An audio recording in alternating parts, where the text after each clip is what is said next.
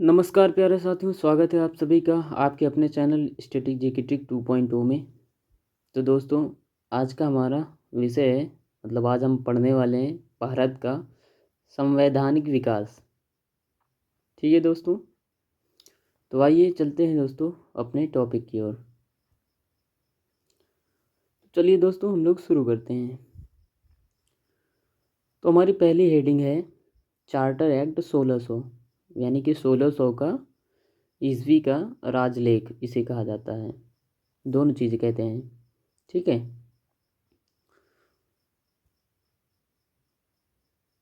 तो दोस्तों, बात करते हैं ब्रिटेन की महारानी एलिजाबेथ ने 31 दिसंबर, कब, डेट याद रखिएगा, 31 दिसंबर 1600 को ईस्ट इंडिया कंपनी की स्थापना करके उसे पूर्वी देशों में 15 वर्षों तक व्यापार करने का एकाधिकार प्रदान किया।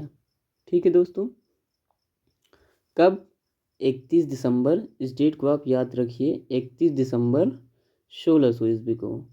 क्वेश्चन में 1599 भी दिया जाता है, वो भी सही है।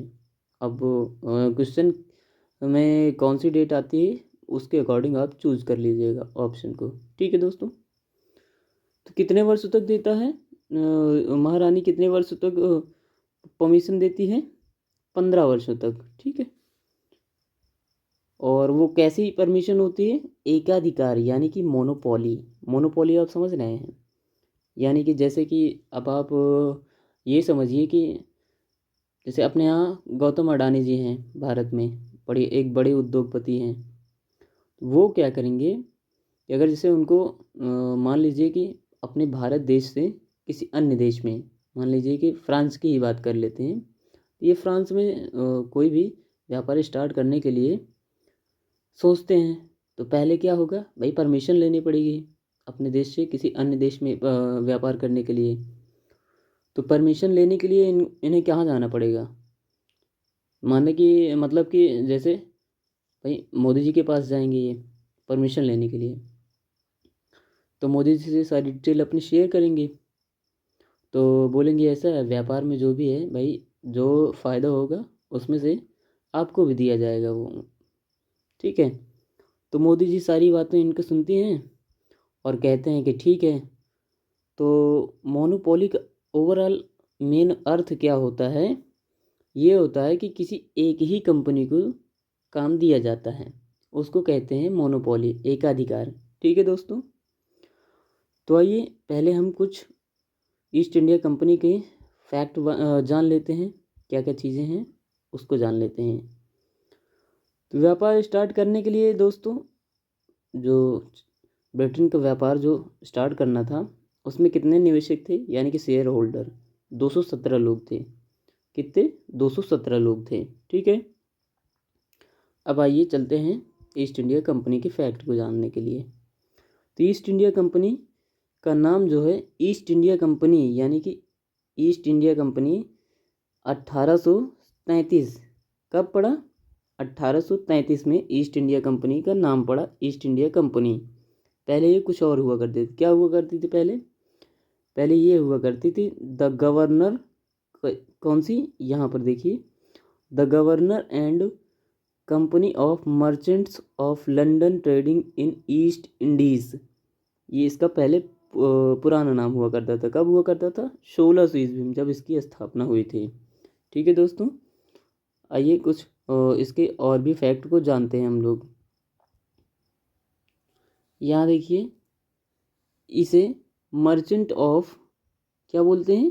मर्चेंट ऑफ एडवेंचर्स, यानी कि मर्चेंट ऑफ एडवेंचर्स के नाम से भी जाना जाता था। ठीक है, अगला पॉइंट है, इसकी शक्तियाँ, यानी कि इसकी पावर्स 1858 एक्ट से ख़त्म कर दी गई। क्यों ख़त्म कर दी, कब ख़त्म कर दी गई, ये इस अभी आगे जानेंगे और इसकी डिटेल। पहले पॉइंट को डिस्कस कर लेते हैं। 1874 ईस्वी में इसे पूर्णतः बंद कर दिया गया। फिर क्या है, ईस्ट इंडिया की स्थापना के समय भारत में किसका शासनकाल था? अकबर का था। किसका? अकबर का था। ठीक है, यहाँ देख पा रहे हैं आप, अकबर का था। कब से कब तक था? 1556 से 1605 ईस्वी तक था। ठीक है। उसके बाद क्या है, ईस्ट इंडिया कंपनी में जब गठन हुआ था, इसका स्थापना हुआ था, तब क्या था कि एक गवर्नर होता था और एक उप गवर्नर होता था और 24 जो है अन्य सदस्य होते थे। इन 24 अन्य सदस्यों को क्या बोला जाता था, बोर्ड ऑफ डायरेक्टर्स, यानी कि बोर्ड ऑफ डायरेक्टर्स। ठीक है दोस्तों, तो इनका कार्यकाल कितना होता था बोर्ड ऑफ डायरेक्टर्स का, 1 वर्ष के लिए होते थे ये लोग। अब आ जाते हैं थोड़ा बैक। तो अब कहानी शुरू होती है क्वीन से, यहाँ से। ठीक है, तो क्या होता है कि क्वीन की डेथ कब हो जाती है, 1603 में। कंपनी का गठन इन्होंने कब किया, 1600 में किया, और 3 वर्षों के बाद ही इनकी डेथ हो जाती है। तो अगला जो किंग बनता है, यानी कि राजा जो बनता है ब्रिटेन का, वो कौन होता है, जेम्स 6 होता है। ठीक है, जेम्स 6 क्या होता है कि अब जो है, तो अकबर का शासनकाल चल रहा था। अब ये कहते हैं, तो पहले ये इन्होंने क्या किया कि पहले इंडिया नहीं आए, पहले इन्होंने कहाँ गए, इंडोनेशिया, वहाँ पर कौन सा जगह पर गए, मलुकू द्वीप। वहाँ पर क्या होता था कि ब्लैक पेपर यानी कि काली मिर्च का व्यापार हुआ करता था। तो वहाँ पर ये जाते हैं पहले। तो क्या होता है कि वहाँ पर तो पता चलता है कि यहाँ पर तो डच का कंट्रोल है। अब डच तो भाई जो पहले से है, अगला कोई कंपनी आएगा तो उसे तो ऐसे इजीली तो काम मिल नहीं पाएगा भाई, व्यापार उनसे हो नहीं पाएगा, क्योंकि प्रॉफिट तो पहले वो ले रहे हैं वहाँ से। तो इसलिए क्या सोचे कि ये तो सोचे कि भाई हमारे पास तो अब हमारा तो फिनिश है काम, यहाँ से हमें तो मिलने वाला है नहीं है। क्योंकि क्या है कि तब ये इनकी बहुत मतलब कि बड़े माइनर थे ये लोग, मतलब इसकी मेजोरिटी नहीं थी इन लोगों की, कुछ ही लोग हैं, तो ये भी जानते। और इनकी कंडीशन भी बड़ी वीक थी। तो इस इन्होंने क्या किया, वापस आ गए। उसके बाद देखते हैं कहीं इंडिया की तरफ सोर्स हमारा बन रहा है। तो ये लोग क्या करते हैं, फिर उसके बाद इंडिया में इंटर करते हैं। अब इंडिया में इंटर कब करते हैं, कौन करता है इंडिया में इंटर, जब ये सारी चीज़ें जानते हैं कि अकबर का शासनकाल था। तो अकबर से शासनकाल यानी कि मुगल का शासनकाल चल रहा था। तो ये क्या करते हैं कि एक अपने कैप्टन यानी कि कैप्टन हॉकिंस को तैयार करते हैं। किस लिए तैयार करते हैं, क्योंकि जो ये मुग़ल काल के लोग थे, इन्हें क्या ये फ़ारसी में बात करते थे। तो क्या करते हैं कि कैप्टन हॉकिंस को ये बुलाते हैं। तो कैप्टन हॉकिंस को बुलाते हैं और ये कहते हैं कि भाई तुम तैयार हो जाओ। किस लिए तैयार हो जाओ, ये पहले इनकी लैंग्वेज सीखो। तो ये लैंग्वेज वगैरह सिखाते हैं। ये फ़ारसी के साथ साथ कैप्टन हॉकिंस तुर्की भी सीख लेता है, आगे चल के ये काम आता है सीखने के लिए भाई। तो क्या होता है, क्योंकि तुर्की इनकी नेटिव लैंग्वेज होती है अकबर लोगों की यानी कि मुग़लों की। तो ये दोनों ये चीज़ें सीख कर अब ये क्या करता है कि 1608 में कौन सी जहाज़ से आता है, हेक्टर जहाज़ से आता है ये। और कहाँ ये आता है इंडिया में, सूरत में आता है। अब सूरत में तो पहले इंडिया में भी पहले ही कौन थे, पुर्तगाली इनसे पहले यहाँ पर रह रहे थे, उनका व्यापार चल रहा था। तो ये सूरत पर आता है, तो इसको जो जहाज़ को चारों तरफ घेर लेते हैं पुर्तगालियों। तो पुर्तगाली बोलते हैं, फिर सारी चीज़ें ये कहता है, इसको जो है बंदी वगैरह बना लेते हैं।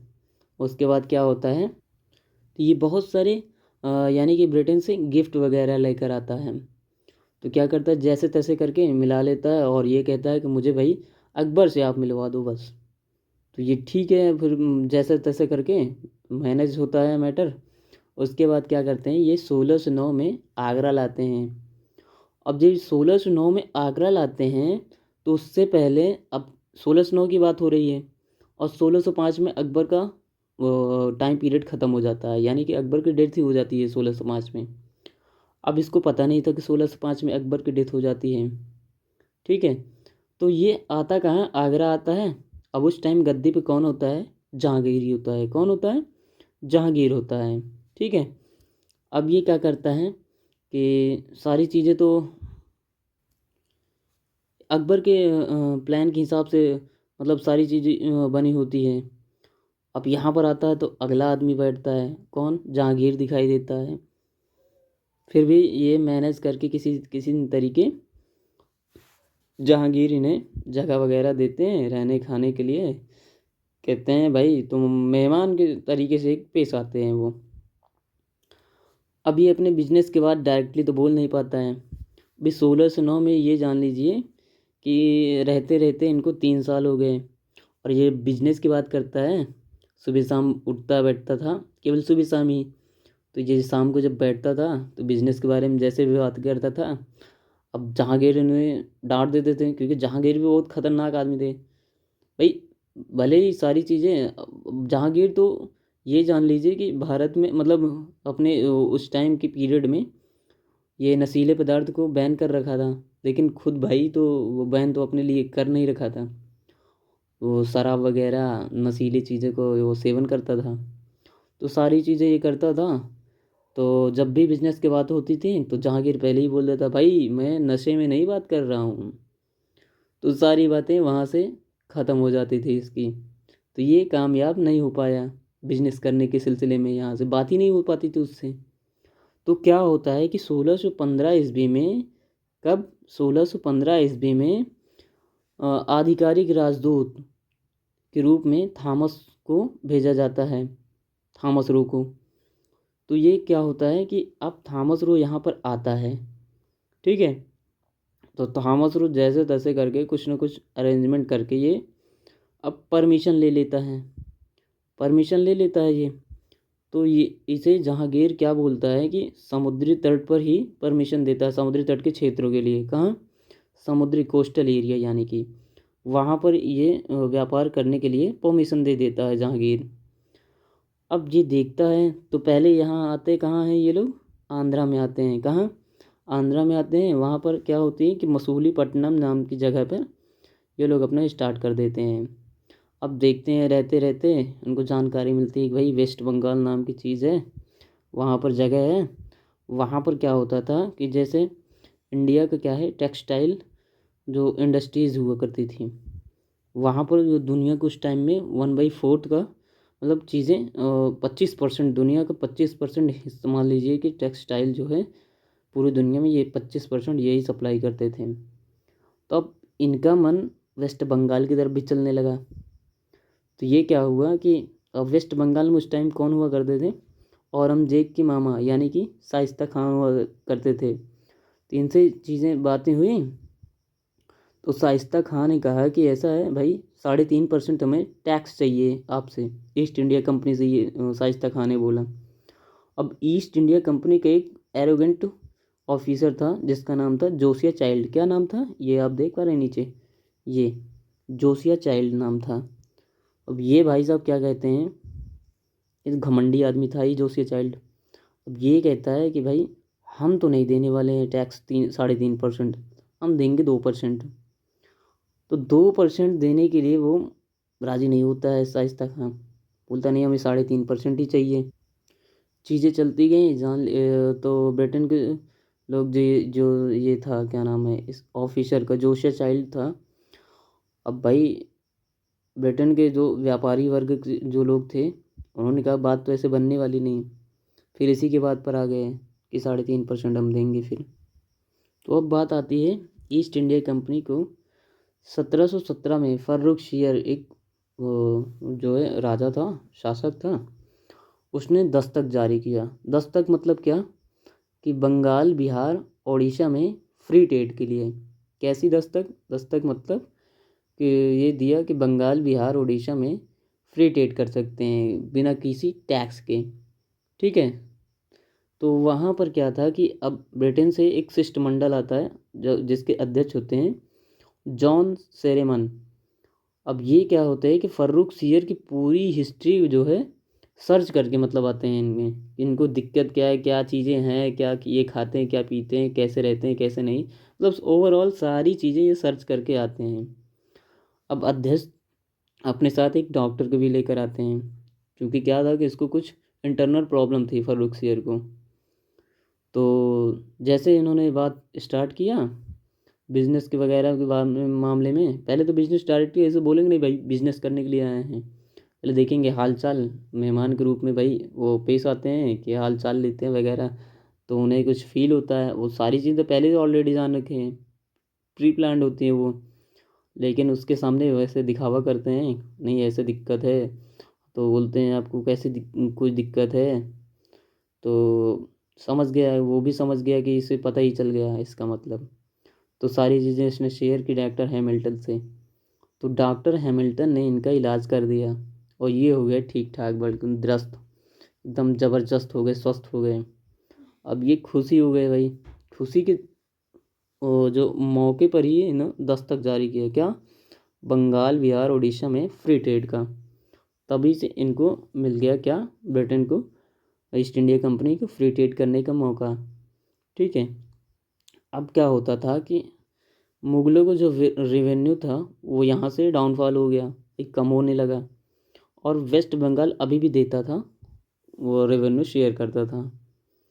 अब इसके पास केवल केवल और केवल मुगलों के पास वेस्ट बंगाल से ही रेवेन्यू जनरेट हो पाता था, और बाकी चीज़ों से, बाकी जगहों से क्या होता था कि बंद हो चुका था, क्योंकि फ्री ट्रेड हो गया था, तो करमुक्त जो है व्यापार चलने लगा था।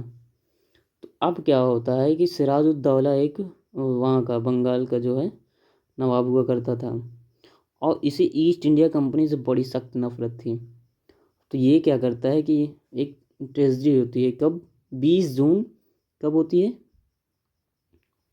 20 जून, ये 20 जून 1756 में, क्या नाम था इस ट्रेजडी का, ब्लैक हॉल ट्रेजडी होती है। इसमें क्या करता है ये कि 146 लोगों को जो है बंदी बना लेता है, और एक 10 बाई 8 के कमरे में, कोठी में बंद कर देता है।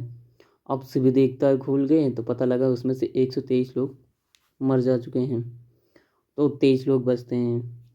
उस टाइम में कौन था भाई, ये रॉबर्ट क्लाइव हुआ करता था ब्रिटेन की तरफ से, और इसके सिराजुद्दौला का सेनापति हुआ करता था कौन, मीर जाफ़र। तो रॉबर्ट क्लाइव ने मीर जाफ़र से मिलता है और बोलता है ऐसा है कि तुम्हें सिराजुद्दौला तो बनाएगा नहीं बंगाल का गवर्नर, इसलिए क्या होता है कि इसको चढ़ा बढ़ा दिया जाता है बंगाल। रॉबर्ट क्लाइव जो है मीर जाफ़र को अच्छी तरीके से भाई खूब बढ़िया से चढ़ा बढ़ा देते हैं, कि अगर ऐसा है कि सिराजुद्दौला के बाद हम तुम्हें बंगाल का नवाब बना देंगे। ये सारी चीज़ें क्या होती है, तो फिर मीर जाफ़र क्या होते हैं, इसके साथ गद्दारी कर देता है सिराजुद्दौला के साथ। तो होता क्या है कि 23 जून 1757 का प्लासी का युद्ध होता है, और मीर जाफ़र उससे जो है पहले से ही मिल चुका था रॉबर्ट क्लाइव से, तो मैटर पहले से ही सेट था। तो रॉबर्ट क्लाइव यहाँ पर प्लासी का युद्ध जीत जाता है। तो अब बंगाल की जो पावर होती है वो तो आ चुकी है यहाँ पर रॉबर्ट क्लाइव के पास, हालांकि मीर जाफ़र भी अभी है, लेकिन पावर तो अब थोड़ा बहुत तो आ ही चुकी, भाई उसने युद्ध जीत लिया है, वो भी प्लासी की युद्ध जीता है। ठीक है। तो अब क्या होता था उसके बाद, क्या है फिर, बक्सर का युद्ध हुआ, कब हुआ, 22 अक्टूबर 1764 को बक्सर का युद्ध होता है। अब उसमें क्या होता है कि 3 लोग जो है शामिल होते हैं, और ब्रिटेन को हराने के लिए प्लानिंग करते हैं कि भाई यहाँ से भगाओ इनको। तो कौन कौन होता है वो 3 लोग, मीर कासिम होता है, शुजाउद्दौला होता है, और शाह आलम द्वितीय होता है। ठीक है। वर्सेस कौन होता है, हेक्टर मुनरो होता है ईस्ट इंडिया कंपनी की तरफ से। इन दोनों के बीच में जो फाइट होती है, यानी कि वॉर होता है, कौन सा वॉर होता है, बक्सर का युद्ध होता है। अब इसमें क्या होता है कि ये Hector Munro East India Company से ये जीत जाता है यहाँ से। तो जब जीत जाता है तो 1765 ईस्वी में, कहाँ पर, यहाँ।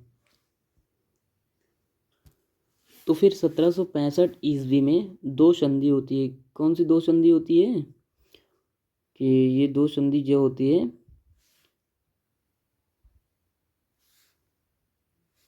तो इलाहाबाद की संधि किसी नाम से जाना जाता है। तो दो संधि कौन सी होती है, एक संधि होती है 12 अगस्त तो 1765 को, शाह आलम द्वितीय, यानी कि, और हाँ, शाह आलम द्वितीय, और जिसका कार्यकाल कितने दिन से था, कितने से कितने दिन तक था, 1760 से 1806 तक था। तो वहाँ पर क्या होता है कि बंगाल, बिहार, उड़ीसा की दीवानी का अधिकार ईस्ट इंडिया कंपनी को प्राप्त हो जाता है, समझ रहे हैं। उसके बाद क्या होता है कि दूसरी कब होती है, 16 अगस्त 1765 ईस्वी में होती है। जब यहाँ पर ईस्ट इंडिया कंपनी को दीवानी का अधिकार प्राप्त हो जाता है तो क्या होता है कि बंगाल में द्वैत शासन 1765 लागू कर देता, कौन, क्लाइव लागू कर देता है। ठीक है, वहाँ पर द्वैत शासन में होता क्या था कि दो चीज़ें होती थी। एक क्या होता था कि दीवानी का मतलब यहाँ पर पता है आपको क्या हो रहा है, दीवानी का मतलब ये हो रहा है कि जो भी राजस्व कलेक्ट करना होता था, यानी कि रेवेन्यू कलेक्ट होने का काम, ये ईस्ट इंडिया कंपनी को मिल जाता था। तो वहीं पर ये दो चीज़ों में एक चीज़ क्या होती है द्वैत शासन में, कि एक तो ईस्ट इंडिया कंपनी को रेवेन्यू कलेक्शन मिल जाता था, और दूसरा तरफ क्या है कि न्याय प्रशासन और लोक शिकायत जो हुआ करती थी, इसे निजामत भी बोलते हैं इन तीनों चीज़ों को, तो वो किसके पास होती थी, वो नवाब के पास होती थी। ठीक है, अगला क्या है, यहाँ तक क्लियर हो गया। तो आगे आ जाते हैं चार्टर एक्ट 1726। ठीक है, सो तो चार्टर एक्ट 1726 क्या कहता है कि कलकत्ता, बम्बई और मद्रास प्रेसिडेंसी के गवर्नर को कानून बनाने की शक्ति दी जाती है। ईस्ट इंडिया कंपनी को मिल जाती है किसकी, कलकत्ता, बम्बई और मद्रास प्रेसिडेंसी के गवर्नरों को कानून बनाने की शक्ति मिल जाती है यहाँ से 1726 चार्टर एक्ट से। ठीक है, उसके बाद फिर क्या है 1773 का रेगुलेटिंग एक्ट, ये बहुत इंपॉर्टेंट है, यहाँ से क्वेश्चन आपको ज़रूर देखने को मिल जाएंगे, तो इसे आप बेहतर तरीके से समझने की प्रयास कीजिएगा। ठीक है दोस्तों, आगे चलते हैं। फिर इसमें क्या किया गया है कि ब्रिटिश पीएम, यानी कि कौन, नार्थ नाम था उस टाइम, ब्रिटिश पीएम कौन होता था 1773 के समय, ब्रिटिश पीएम नार्थ हुआ करता था। तो वो क्या करता था कि एक गुप्त समिति का गठन करता था। कब गठन करता है, 1772 ईस्वी में। अच्छा, किस लिए गुप्त समिति का गठन करता है कि भाई जो व्यापार चल रहा था वहाँ पर ये देख रहा था कि कोई करप्शन या भ्रष्टाचार वगैरह तो नहीं चल रहा है, तो उसके लिए क्या करता है, ये एक गुप्त समिति का गठन करता है। ठीक है, ये गुप्त समिति गठन 1772 ईस्वी में। ठीक है, आगे चलते हैं। ईस्ट इंडिया कंपनी, ईआईसी का मतलब आप समझ रहे हैं ना, ये चीज़ें क्या है, ईआईसी का मतलब क्या होता है कि ईस्ट इंडिया कंपनी, उसे शॉर्ट फॉर्म में मैंने लिखा है, आप समझने की कोशिश कीजिएगा।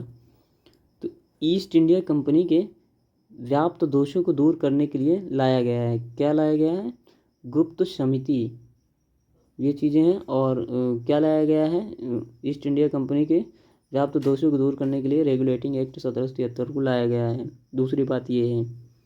और तीसरी बात इसमें क्या है कि बंगाल का गवर्नर अब बंगाल का गवर्नर जनरल होगा। समझ रहे हैं बात को, बंगाल का गवर्नर जो था वो अब बंगाल का गवर्नर जनरल होगा। उसमें बंगाल गवर्नर जनरल होगा तो क्या करेगा वो, मद्रास और बम्बई के गवर्नर को जो है बंगाल के अधीन कर दिया जाएगा। कब क्या होता है, बंगाल के अधीन कर दिया जाता है मद्रास और बम्बई के गवर्नर को, यानी कि उसके अकॉर्डिंग चलना पड़ेगा अभी से मद्रास और बम्बई के गवर्नर को। तो यहाँ से क्या होता है कि एक केंद्रीकृत प्रणाली का जन्म होता है, समझ रहे, सेंट्रलाइजेशन का जन्म होता है यहाँ से। ये चीज़ें आपको देखने को मिल गई, कहाँ से मिलती है, 1773 के रेगुलेटिंग एक्ट से। ये चीज़ बहुत ज़रूरी है, इस चीज़ को आप ज़रूर समझ लीजिएगा। अगला पॉइंट है गवर्नर जनरल, यानी कि हेस्टिंग।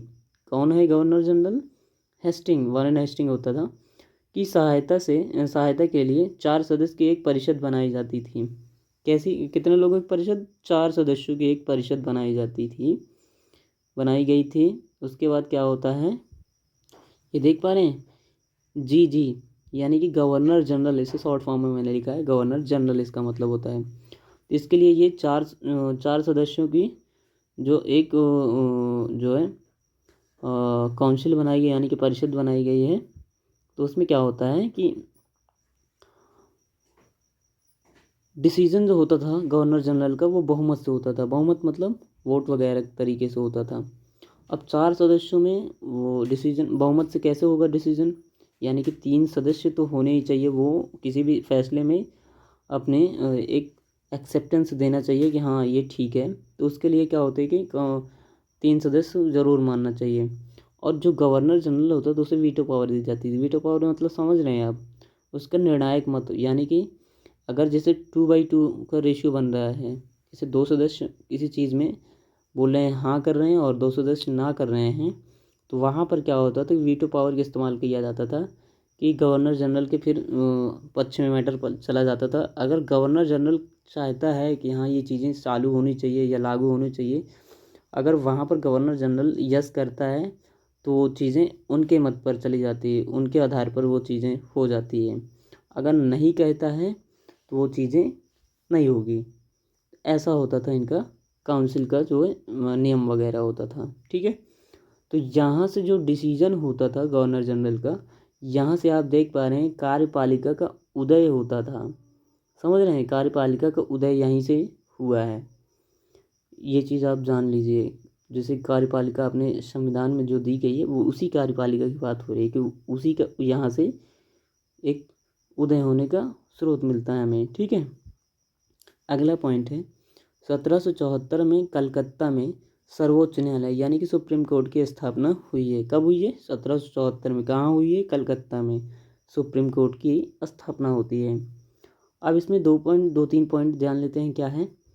तो यह एक अभिलेख न्यायालय होगा। अभिलेख न्यायालय मतलब समझ रहे हैं आप, जैसे फैसले ना मानने के लिए ये पनिशमेंट भी दे सकता है। और दूसरी चीज़ क्या है? फैसले इसके सुरक्षित होंगे। और वो कैसे होंगे? सबूत के जैसे, यानी कि नाज़ीर भी बोलते हैं उसे, नज़ीर, सबूत के जैसे वो चीज़ें होंगी। जो भी फैसला लिया जाएगा वो सुरक्षित रहेगा इसका। ठीक है, और दूसरा पॉइंट क्या है इसका? न्यायपालिका का उदय यहीं से होता है, क्योंकि सर्वोच्च न्यायालय है ये, तो न्यायपालिका का उदय जो होता है यहीं से होता है वो। अगला पॉइंट है कि अब सर्वोच्च न्यायालय में मुख्य न्यायाधीश उस टाइम कौन हुआ करता था?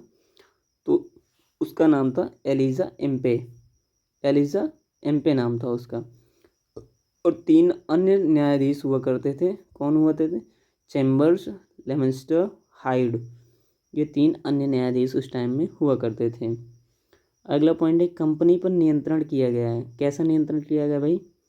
कि जो 24 बोर्ड ऑफ डायरेक्टर थे, इससे पहले मैंने जो बताया कि 24 बोर्ड ऑफ डायरेक्टर होते थे, एक गवर्नर होता था, और एक ईस्ट इंडिया कंपनी के गठन के समय की बात हो रही है कि एक गवर्नर होता था, एक उप गवर्नर और 24 डायरेक्टर। वही 24 डायरेक्टरों की बात यहाँ पर चल रही है कि जो 24 डायरेक्टर होते थे वो हर वर्ष 1/4 सेवानिवृत्त यानी कि रिटायर हुआ करते थे।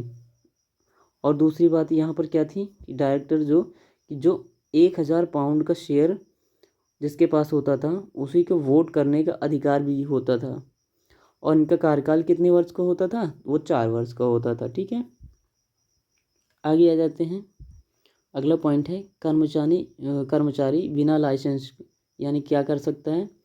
अब क्या होता था कि जो गुप्त समिति बनी थी उससे पहले की ये बातें हैं कि जो गवर्नर वगैरह थे वो अपना निजी व्यापार भी करते थे, क्योंकि प्रॉफिट ज़्यादा होता था। तो कंपनी उम्पनी के बाद तो वो कहते थे कंपनी के बाद भी बात करते हैं, पहले अपना प्रॉफिट देखते हैं। तो वो निजी व्यापार भी अपना चालू कर लिए थे और रिश्वत वगैरह भी लेना चालू कर दिए, तो उपहार जो भी है ये सारी चीज़ें। तो अगला यहाँ से 1773 रेगुलेटिंग एक्ट में आगे आ जाता है ये चीज़। पॉइंट एक आ जाता है कि क्या होता है कि कर्मचारी बिना लाइसेंस के कोई भी अपना निजी व्यापार नहीं चालू करेगा। ठीक है, दूसरी बात क्या होती थी कि रिश्वत नहीं ले पाएगा। और तीसरी बात ये होती थी कि उपहार वगैरह जो दिए जाते थे, जैसे कोई अधिकारी को आप जो है काम करने के लिए बोलते हैं, अगर वो कर देता तो उसको आप बदले में आप गिफ्ट वगैरह जो देते हैं उसी उपहार की बात हो रही है, तो वो उपहार भी नहीं लिए जाएंगे। ऐसा हुआ। फिर अगला पॉइंट क्या कहता है कि 1773 की कमियों को दूर करने के लिए क्या आया है भाई? एक्ट ऑफ सेटलमेंट आया। एक्ट ऑफ सेटलमेंट से आप क्या समझते हैं? एक्ट ऑफ सेटलमेंट कब आया? 1781 में लाया गया। अब एक्ट ऑफ सेटलमेंट से आप क्या समझते हैं कि गवर्नर जनरल के कार्यों में सुप्रीम कोर्ट हस्तक्षेप नहीं करेगा। मतलब समझ रहे हैं क्यों? क्या है भाई इसके पीछे के कारण? कि जैसे अब कोई गवर्नर जनरल जो है, कोई गवर्नर जनरल व्यापार के समय में कहीं से घूस वगैरह या रिश्वत वगैरह लेता पकड़ा जाएगा, तो पहले क्या होता था कि आप दोनों जगह जा सकते हैं। कौन कौन सी दोनों जगह? सुप्रीम कोर्ट भी जा सकते थे और गवर्नर जनरल के पास भी जा सकते थे। तो इन सब चीज़ों के लिए क्या हुआ कि जो सारे गवर्नर जनरल से मैटर से रिलेटेड जो भी चीज़ें होती थी, तो एक्ट ऑफ सेटलमेंट में वो चीज़ें कहा गया कि गवर्नर जनरल के कार्यों में सुप्रीम कोर्ट हस्तक्षेप नहीं करेगी। यानी कि जो गवर्नर जनरल से रिलेटेड मैटर हुआ करते थे उसमें सुप्रीम कोर्ट बिल्कुल भी हस्तक्षेप नहीं करेगा। वो सारी चीज़ें सुलझाएगा कौन? खुद गवर्नर जनरल सुलझाएगा वो। इस चीज़ के लिए एक्ट ऑफ सेटलमेंट आया, 1781 में लाया गया। ठीक है। तो यहाँ से क्या होता है? कार्यपालिका से न्यायपालिका का पृथक्करण यानी कि अलगाव होता है। तो वीडियो दोस्तों कैसी लगी? आपको अच्छी लगी कमेंट ज़रूर कीजिए। सजेशन भी अगर देना चाहते हैं कोई दे दीजिए, उसके अकॉर्डिंग भी वीडियो बनेगी। और वीडियो अच्छा लगा तो चैनल को सब्सक्राइब करें, लाइक करें, शेयर करें, कमेंट करें। धन्यवाद। आगे पढ़ते हैं कल।